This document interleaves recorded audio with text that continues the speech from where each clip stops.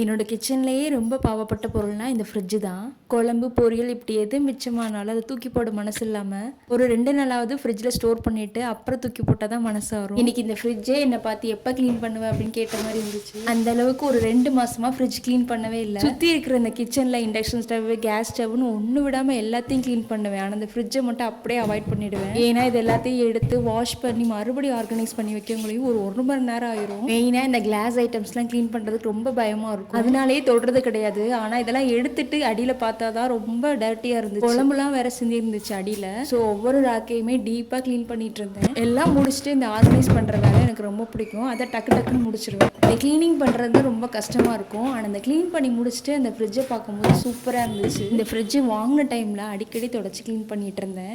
இப்பெல்லாம் 1 month once 2 month once ஆயிடுச்சு. அவ்வளவுதான்.